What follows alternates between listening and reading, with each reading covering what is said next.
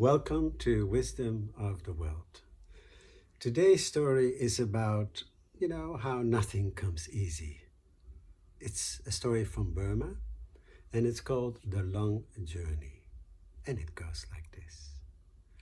Once upon a time, there was a young man, a young rice farmer who lived in Burma with his parents. He was a very nice guy, well-liked, hardworking, a good person. One day he sort of didn't feel so good, and the next day that feeling got worse, and he couldn't even go out of the house to do his work. And the day after that, he was so sick he couldn't even leave the hut. So they asked the local healer to come, and the father went to visit all kinds of surrounding villages to see whether anybody knew how to heal him, but nobody did. Then there was a local astrologer who said, well, I cannot help him, but there is a famous astrologer far away, I think, who is able to help him. Now, his parents didn't want him to make that journey because they thought that he would not survive the journey, but he thought that he still should give it a try. So he set out on that long journey.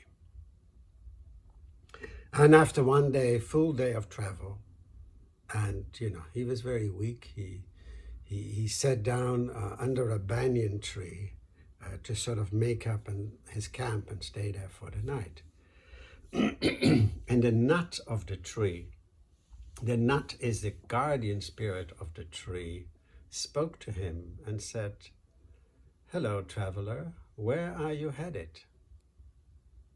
And the young man replied, I am journeying to seek a famous astrologer.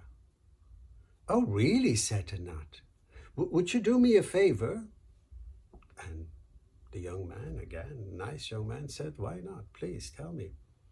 And he says, well, will you ask him why I cannot seem to be able to leave this tree? I am bound to this tree.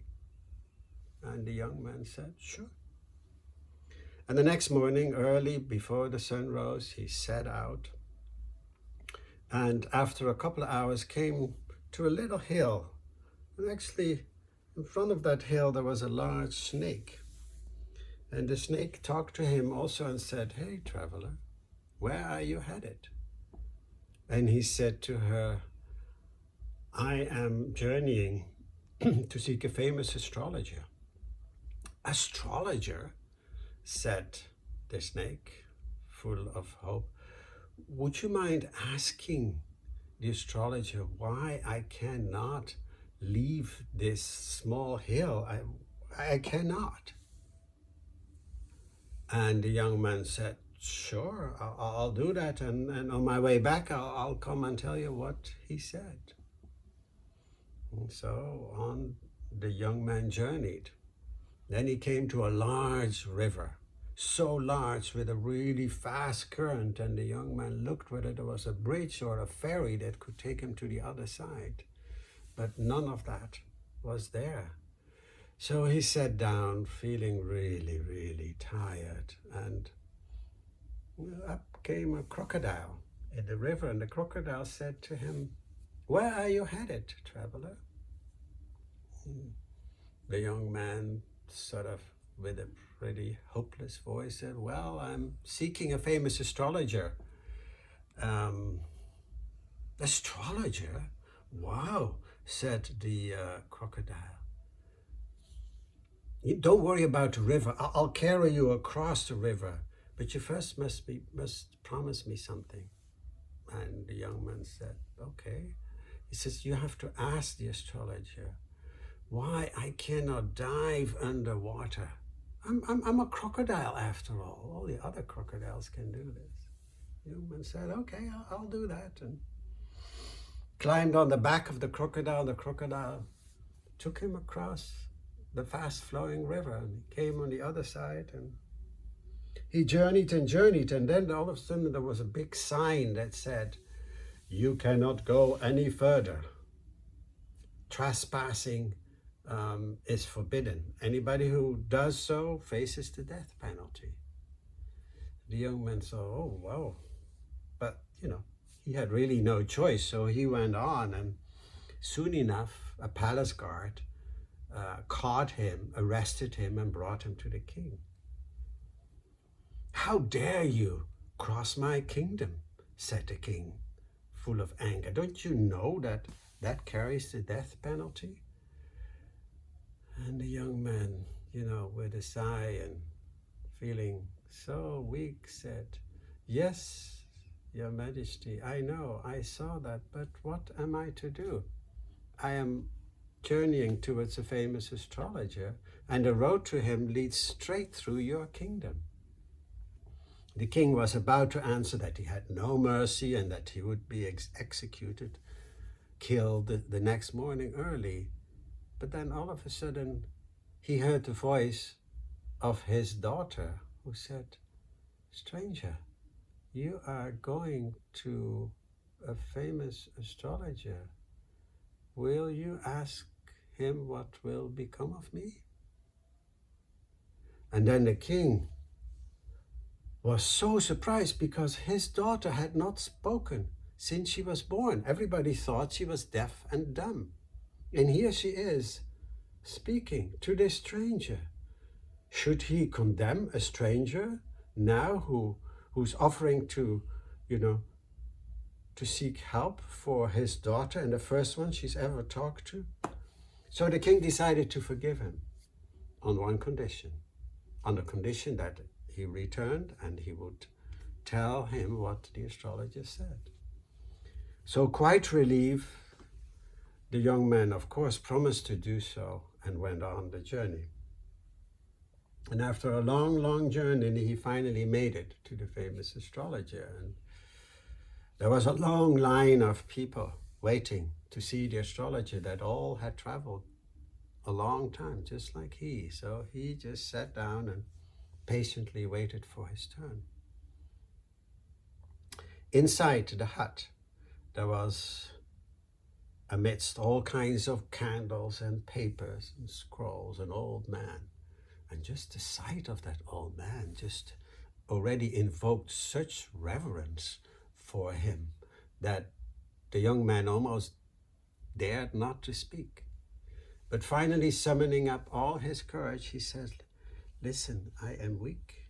My parents took really good care of me and tried to find any healer, but no one could help me.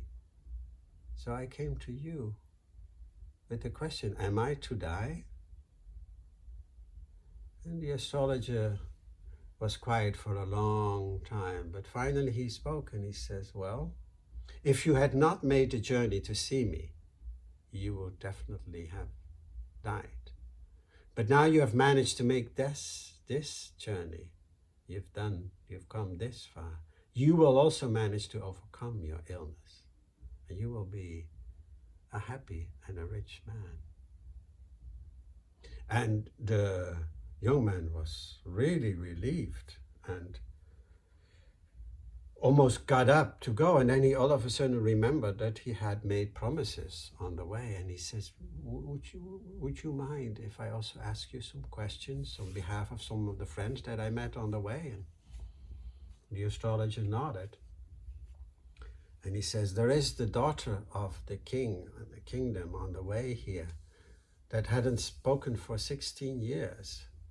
What is to become of her? And the astrologer says, oh, that's an easy one. The king just has to marry her to the first person that she has spoken to, and then she'll be fine. And then there is the crocodile, he said, the young man said, who cannot dive underwater. What's the problem? And he says, oh, yeah, there is a solution for that one too.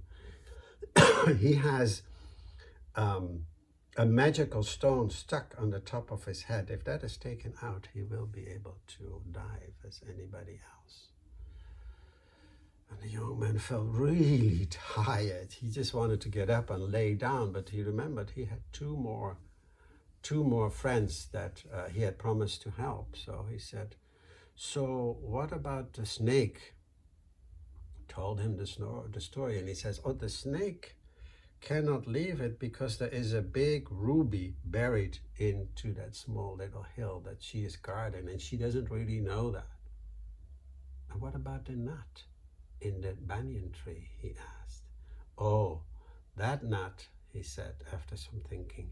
There is a pot of gold buried under that tree. Once that pot is dig up, the nut can go wherever it pleases.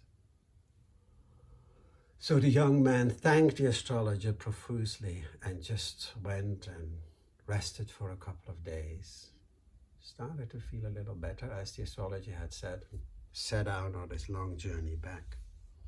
First he came to the kingdom, and the king was anxiously awaiting his return and asked him what the astrologer had said, and he related the words, the advice of the astrologer word by word.